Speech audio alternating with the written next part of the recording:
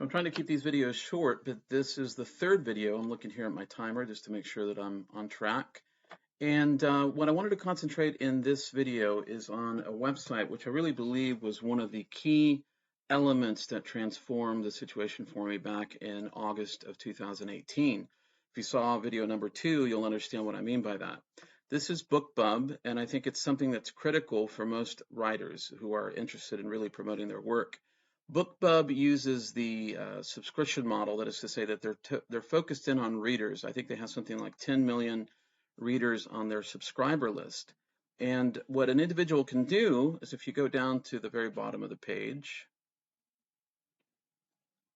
you can sign up on what's called their partner dashboard. Now, the model that BookBub uses is essentially one of categories.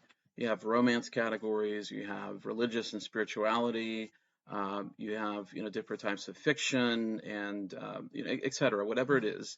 And what you're essentially looking for is an author who has a certain following that you can essentially piggyback off of. And what I mean by that is that if, let's say you sign up for BookBub just as a casual reader, and you say, I want to know everybody who, let's think of somebody like Lee Childs, or somebody like, somebody that you hear about that's famous. They're going to have thousands and thousands of followers.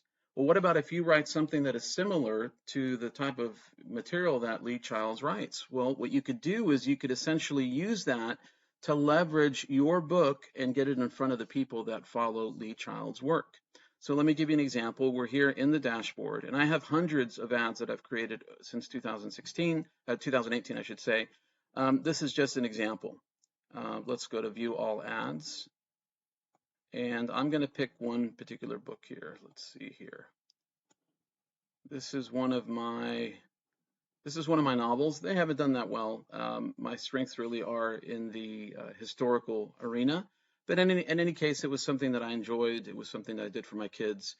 This is called The Chronicles of Canaan.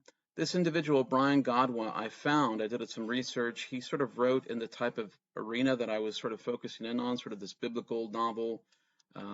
Jewish themes. I mean, he's not Jewish, but in any case, he was writing on something that was similar to what I was focusing in on, and I created an ad that would target his readers.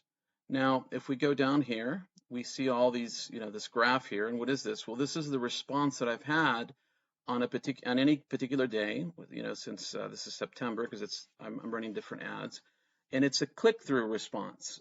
You can have two models in BookBub.